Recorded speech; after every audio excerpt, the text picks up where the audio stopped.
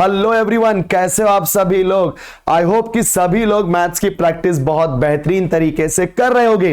And no doubt मैं आपका ज्यादा समय नहीं लूंगा, लेकिन इतना बता देना चाहता हूं कि सर चैप्टर जब आप प्रिपेयर करोगे तो किन चीजों पे ज्यादा कंसंट्रेट करना है, किन चैप्टर्स पे कम।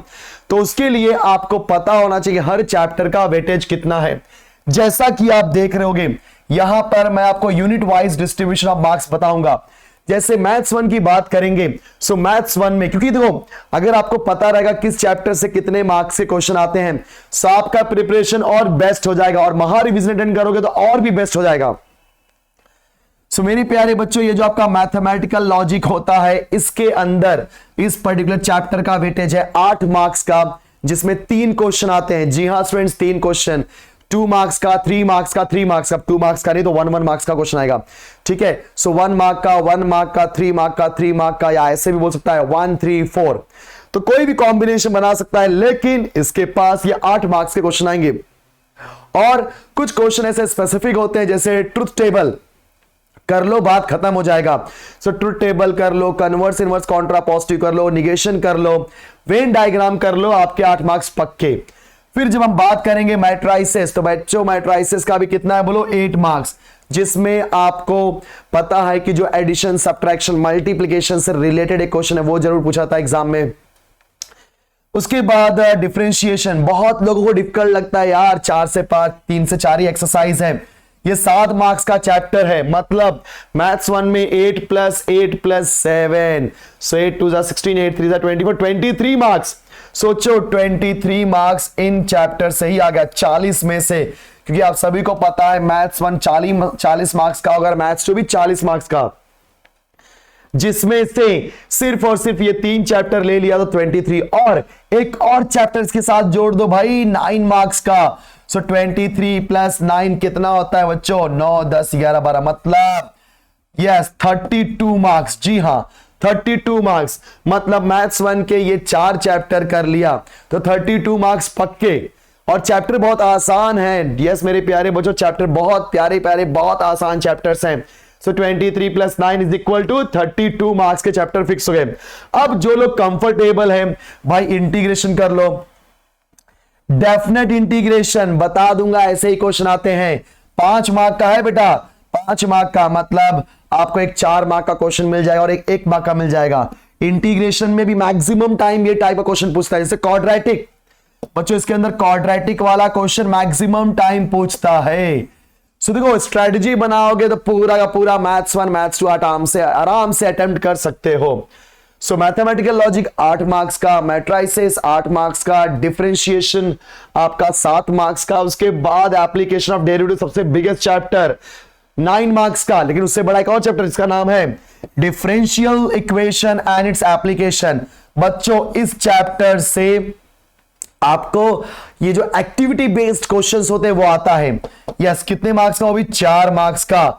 उसके बाद solution, find the solution of a given differential equation, चाहे वो वेरिएबल सेपरेबल हो, चाहे वो होमोजीनियस हो, चाहे वो आपका लीनियर डिफरेंशियल इक्वेशन हो, एक क्वेश्चन फिक्स है।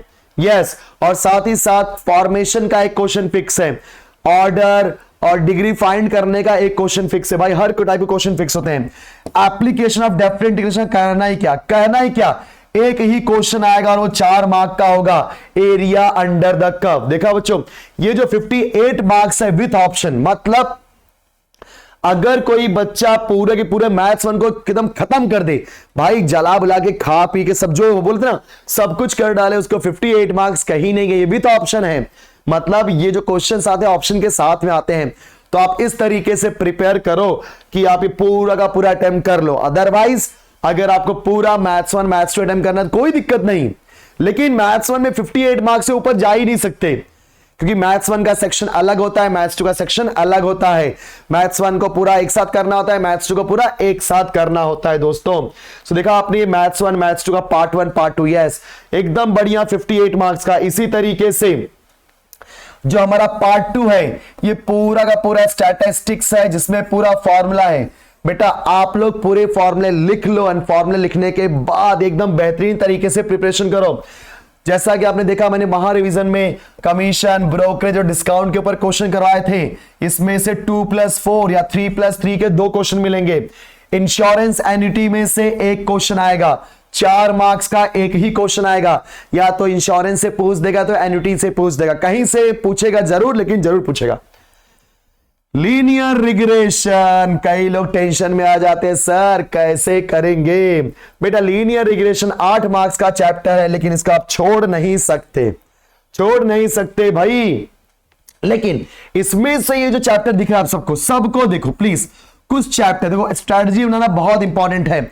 जैसा कि मैंने बताया आपको, असाइनमेंट प्रॉब्लम एंड सीक्वेंसिंग का जो वेटेज है बच्चों 9 मार्क्स का है, जिसमें से 4 मार्क्स का क्वेश्चन असाइनमेंट से आता है और 4 मार्क्स का क्वेश्चन आपके सीक्वेंसिंग से। मशीन वाले क्वेश्चन फिक्स मतलब फिक्स है। जो लोग भी इस मैथ्स 2 की बात करते हैं, पहले ना वो ये 7th नंबर चैप्टर जिसमें 2 ही एक्सरसाइज है, असाइनमेंट के कुछ 5 से 6 क्वेश्चन हैं और इन सीक्वेंसिंग के भी कुछ वैसे ही 7-8 क्वेश्चन हैं। ये 2 एक्सरसाइज खत्म कर दो, बोलते ना एग्जांपल्स के साथ, ये 2 एक्सरसाइज खत्म कर दो एंड उसके बाद आप खुद ही बोलोगे यार ये तो बहुत बढ़िया है। आपको 3-4 टाइप के क्वेश्चन दिए गए हैं, ये असाइनमेंट प्रॉब्लम से रिलेटेड और मशीन में 2 मशीन 3 मशीन दोनों करके जाओ। 2 मशीन का क्वेश्चन कैसे सॉल्व करते हैं, 3 मशीन का कैसे क्वेश्चन सॉल्व करते हैं, बच्चे दोनों करके जाओ और 1 मार्क्स तो आपको एमसीक्यू में कहीं ना कहीं मिलेगा ही मिलेगा। सो ये 9 मार्क्स पक्के कर लो भाई, 9 मार्क्स पक्के कर लो। फिर प्रोबेबिलिटी डिस्ट्रीब्यूशन 11 मार्क्स, जिसमें आपको पीडीएफ के ऊपर क्वेश्चन पूछेगा, प्रोबेबिलिटी मास फंक्शन के ऊपर क्वेश्चन पूछेगा।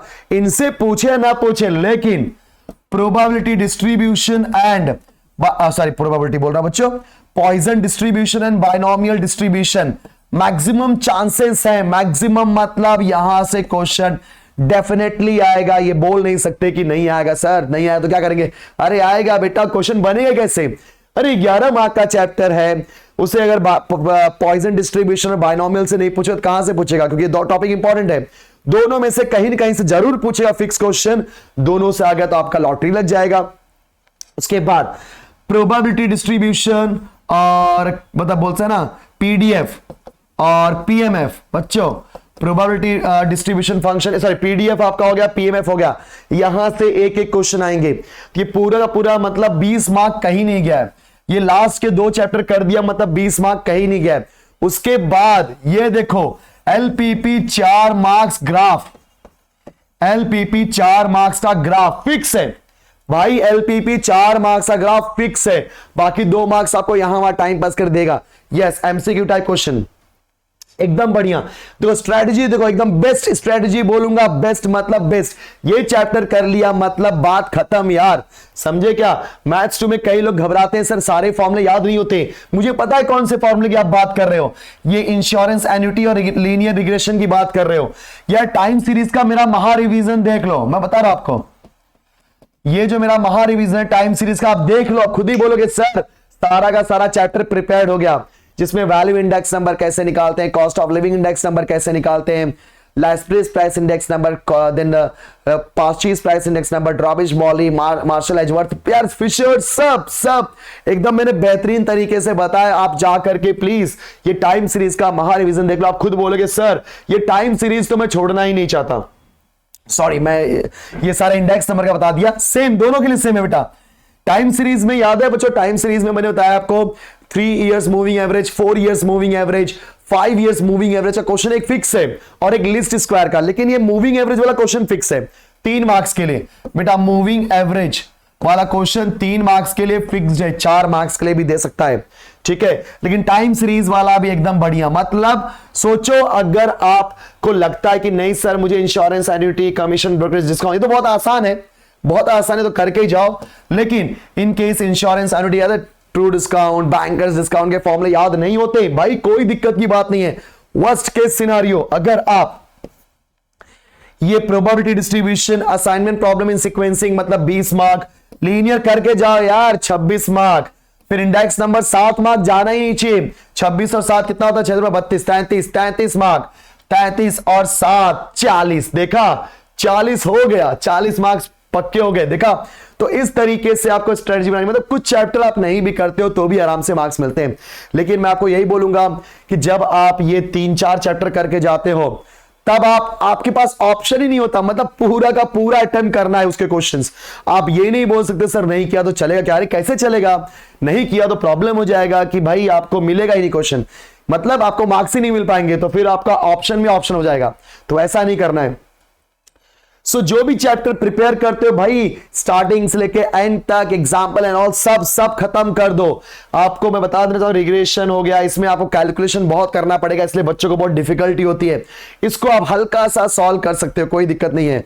एक स्पेसिफिक क्वेश्चन कैसे रिग्रेशन कोएफिशिएंट निकालते हैं, BYX BXY, या इक्वेशन दे दिया बच्चों, अगर रिग्रेशन वाले में 2 इक्वेशन दे दिया, फटाक से पहले वाले को y on x में कन्वर्ट करना, दूसरे वाले को x on y में। सर कैसे, पहला वाला y on x मतलब y की value in terms of x, और दूसरा वाला x on y, x की value in terms of y, वहां से BYX और BXY मिलेगा, काम खत्म।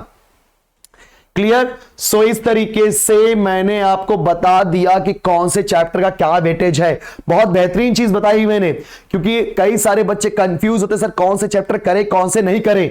तो देखा मैथ्स का पूरा सिलेबस दे दिया मैंने एनालिसिस, और मैथ्स 1 का भी पूरा एनालिसिस दे दिया है मैंने कि कहां से किस टाइप के क्वेश्चन आएंगे। मेरी बेटा ये एप्लीकेशन ऑफ डिफरेंट इंटीग्रेशन में area under the curve fix है। फिक्स मतलब फिक्स है, आप देख लो, बोलना नहीं बाद में। डिफरेंशियल इक्वेशन एप्लीकेशन में, एप्लीकेशन से याद है वो बैक्टीरिया वाला पॉपुलेशन वाला एक क्वेश्चन आता ही है, एक क्वेश्चन फिक्स है बेटा। उसके बाद सॉल्यूशन ऑफ डिफरेंशियल इक्वेशन में मैं तो बोलता हूं कि आप लोग ये तीनों मेथड करके जाओ, variable, separable, homogeneous and linear differential equation. जहां तक मुझे लगता है कि इस बार जो चांसेस हैं वेरिएबल, तो तीनों में से कोई भी आ सकता है, बट मैक्सिमम चांसेस है बेटा वेरिएबल, सेपरेबल के, लीनियर के, उसके बाद होमोजीनियस के। ठीक है, होमोजीनियस भी अगर कोई दिक्कत नहीं, बट ध्यान रखना। राइट। सो आई होप कि सभी लोगों ने इसको बहुत बेहतरीन तरीके से समझा होगा। एंड प्लीज जाने से पहले एकदम बेहतरीन तरीके से सब कुछ नोट डाउन कर लो। आपको मैं बता देता हूं, पूरा नोट डाउन कर लो सब लोग, ठीक है। स्क्रीनशॉट आप ले सकते हो, एंड उसके बाद इसका भी स्क्रीनशॉट आप ले सकते हो, ठीक है। Very good. So guys I hope कि सभी को बेहतरीन तरीके से समझ गए। फटाफट ये वाला जो वीडियो है सबको शेयर कर दो, मैक्सिमम लोगों तक पहुंच पाए वीडियो के क्या चीजें किस स्ट्रेटजी से पढ़ना है। अब आपको मालूम पड़ गया कि क्या स्ट्रेटजी बनानी है, किन चैप्टर्स को पहले ध्यान देना है। बट एक चीज मैं और आपको बता देना चाहता हूं मेरे प्यारे बच्चों, जो भी आपकी स्ट्रेटजी होनी चाहिए, मेक श्योर दैट कि वो चैप्टर पहले करो। इन सारे चैप्टर में से वो चैप्टर पहले करना जो आपको बहुत अच्छे से आते हैं, और सब कुछ लिख के प्रैक्टिस करो। आपको आता है बहुत अच्छी बात है, एक टाइप का क्वेश्चन अगर 10 है, एक ही करो लेकिन लिख के प्रैक्टिस करो, सो दैट कि एकदम बेहतरीन तरीके से प्रिपरेशन हो जाए। ठीक है स्टूडेंट्स, सो चलो मिलते हैं नेक्स्ट लेक्चर में। Bye bye students.